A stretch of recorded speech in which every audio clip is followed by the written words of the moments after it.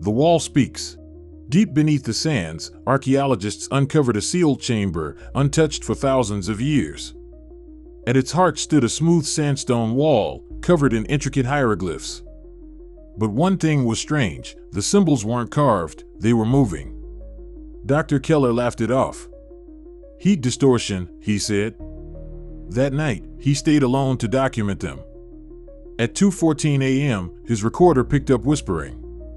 Words no one recognized, yet oddly familiar.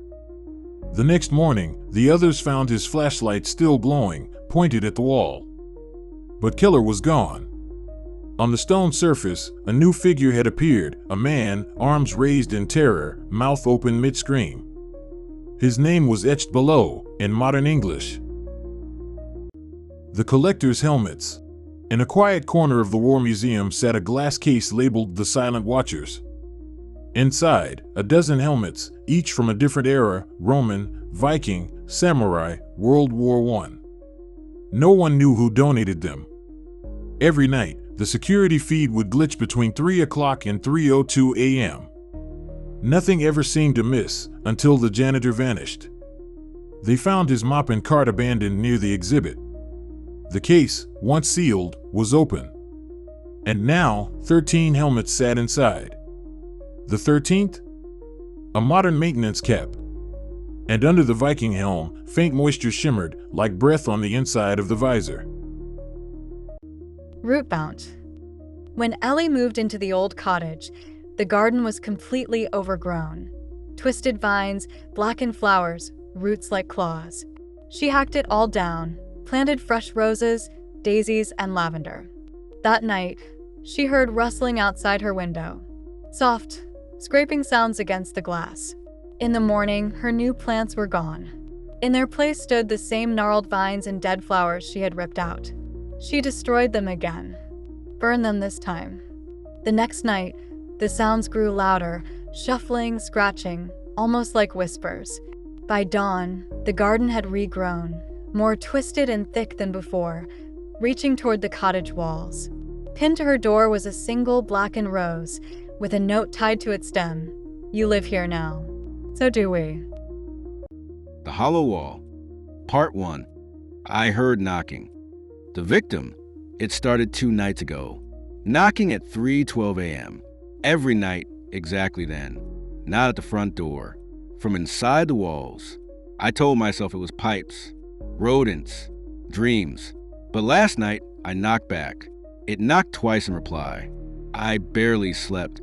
Tonight, I waited with a flashlight and a knife. 3:12 a.m. knock. Knock. From inside the wardrobe. I opened it.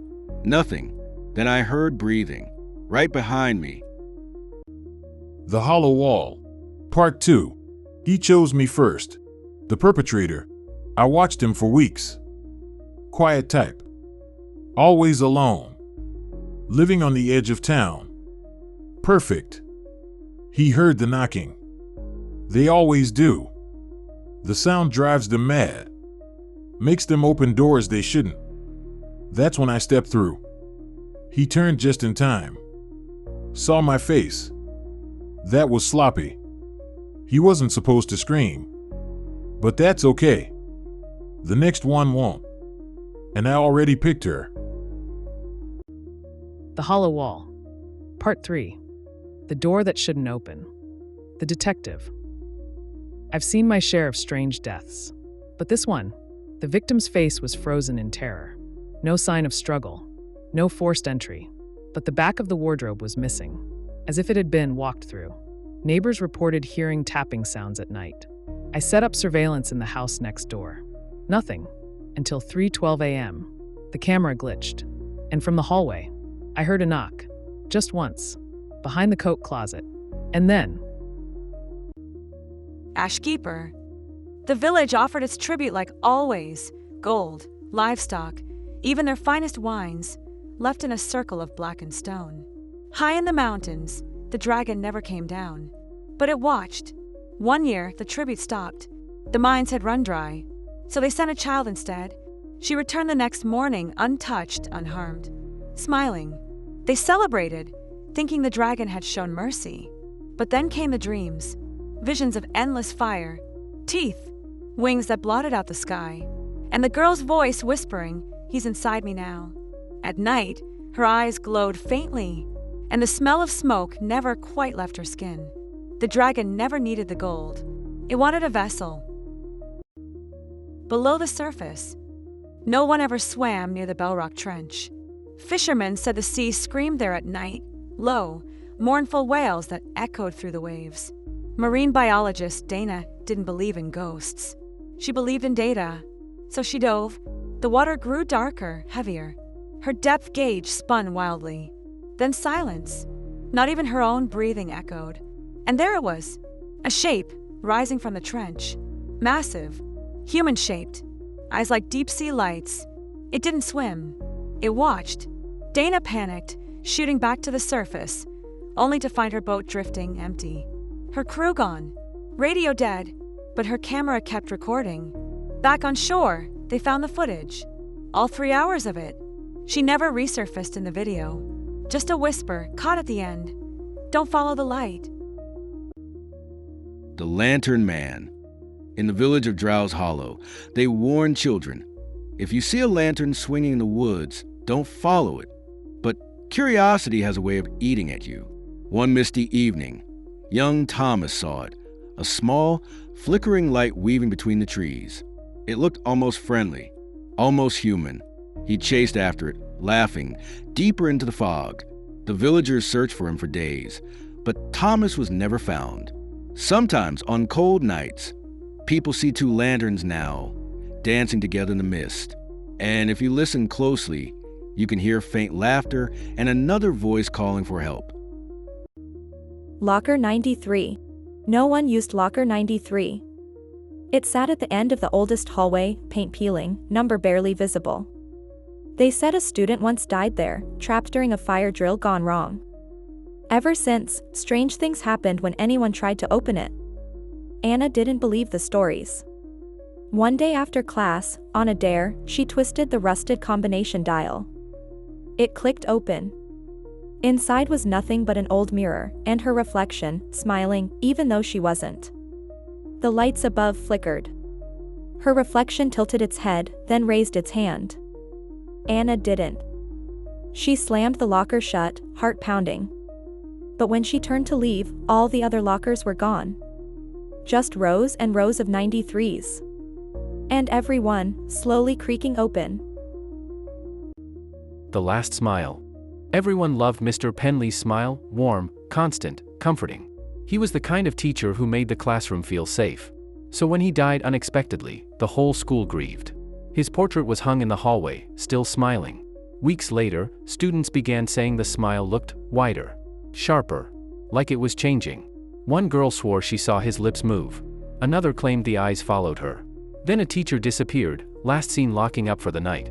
Her keys were found beneath the portrait. Security footage showed nothing but static from 3:03 to 3:06 a.m., the exact moment a second smile appeared, in the reflection of the glass. Now every time someone walks past, the smile seems just a little closer to the edge of the frame. And it's always watching. White silence. They told her not to stray from the path. The snowstorm was coming, but Lily wanted just one photo. Untouched snow, no footprints. She wandered deeper into the forest. The wind died. The world became muffled, like the snow was listening. Then she saw it, a trail of footprints leading into the trees, but none leading out. Curious, she followed them. The prints were small like a child's. Then she heard laughter, thin and hollow. She turned to run, but now there were 2 sets of footprints behind her. Then 3, then 4, but none of them were hers.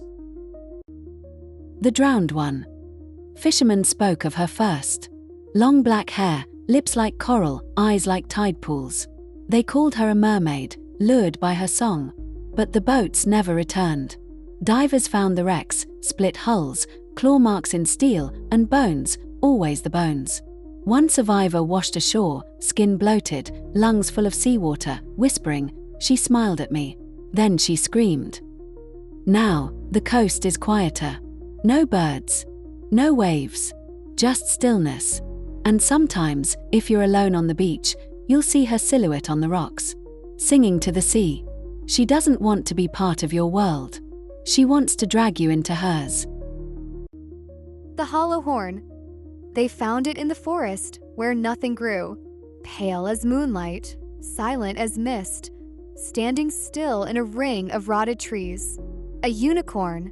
The researchers called it a miracle. Locals called it a warning. Animals wouldn't go near it. Birds flew wide around the clearing. Yet every night, the unicorn came closer to the camp.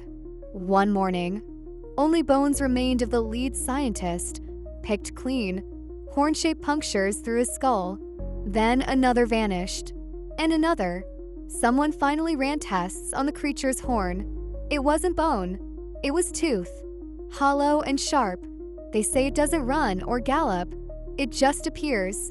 When you're alone, when you've sinned, and if it bends its head to you, don't bend yours in return.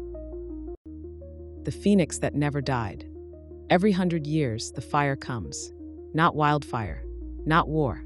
Her. The villagers call her the phoenix. Not because she dies and is reborn, but because she never does. They say she fell from the sky centuries ago, burning and beautiful. A winged woman wrapped in flame. The first time, she only watched. The second, she whispered to the dying. Now she walks through the ashes of each century, her voice a chorus of the burned. Homes blacken, trees crackle, and anyone who meets her gaze begins to smolder from the inside out. You don't see her wings until it's too late. This year, the skies are red again, and the villagers are already building the pyres. The deep end. After swim team practice, Lily stayed behind. The others had left, and the indoor pool echoed with silence. She dove in for one last lap, but halfway across, something brushed her foot. She looked back. No one. The water stilled. Then came the whisper, "You shouldn't be here after dark." She thrashed to the surface. The lights flickered. The water around her grew cold, freezing. She swam to the edge, but something tugged her leg. Desperate, she climbed out, gasping, soaked and shaking. But as she backed away, she saw it, her reflection still in the water, floating, smiling, watching, and it didn't come out with her. Project Quiet. It was meant to end wars. Project Quiet. A sonic weapon designed to shut down the human nervous system. No blood, no bullets. Just silence. The test subject? Prisoner 016, a captured enemy soldier. They activated the device. He screamed, then went completely still. But when the lights flickered, so did the video feed. And in the dark, something moved. The scientists ran back to the chamber, empty. No body. No signs of escape. Just the speaker, still humming faintly. That night, they found Dr. Kellerman curled under his desk, face twisted in terror, ears bleeding. Scrawled in trembling ink beside him. We didn't stop his body. We stopped everything else. Now, every time the machine powers on, something listens back. The clockmaker's house. Elliot wandered into the village on foot, rain matting his hair. No one answered their doors, except for one. The clockmaker. His house ticked. Not just the clocks. The floors. The walls. Even the air. Inside, time ran wrong. A pendulum swung counter to gravity. A cuckoo screamed backwards. One grandfather clock blinked instead of chiming. The clockmaker, impossibly old, smiled with silver teeth. "You're early," he rasped. "Most don't arrive until after they die." Elliot tried to leave, but the front door led to last Tuesday. In the mirror, he was aging by the second. Now he winds the clocks just like the others. Each one ticks with a different heartbeat. Every guest who came in looking for shelter and stayed. Forever. Wraithvale, NPC. I thought it was a clever Easter egg. In the game Wraithvale, I found a villager who wasn't listed in any wiki. She stood by a crumbling well and said just one line. "You brought me back. Weird but cool." I talked to her again. "You left me here last time." "What last time?" I moved on. But every time I booted the game, she was closer. No matter what save file I loaded, what character I played, she was there, watching. One night, she followed me out of the game. The reflection in my monitor smiled before the screen even loaded. You can't quit twice. Now when I sleep, I dream in pixelated graphics. and her eyes are always tracking me. Wraithvale stream lag. It started during a late-night stream. I loaded up Wraithvale, an old-school horror RPG my chat dared me to try. Everything ran smooth until the chat went wild. "Who's that?" "Behind you." I turned. My in-game character stood alone. But then, frame by frame, a girl in white appeared beside him. Face blurry, arms twitching. She whispered, "He brought me back." That's when my webcam glitched. I wasn't smiling, but the on-screen me was. I killed the stream. Shut everything down. But my webcam light stayed on. Now, every time I go live, she shows up in the corner of the frame. And my viewers keep asking, "Why is she staring at you like that?" Wraithvale, patch notes. We never coded her. That's what we told the publisher when reports started flooding in. Players seeing a girl in white by the Wraithvale well, whispering things that weren't in the script. We checked the code. Nothing. Then one of our devs traced an old asset buried deep in a test build. A name flashed for a split second before crashing the engine. Emily_3_12, but Emily wasn't an asset. She was my sister. She died the night I stayed late to crunch a patch. Drowned in our parents' well. I never told anyone. Just buried myself in the work. The next morning, our lead designer was found in his apartment, monitor still on, the girl's face frozen on the screen. The patch notes that auto-uploaded to every user? Just one line, "You left me here."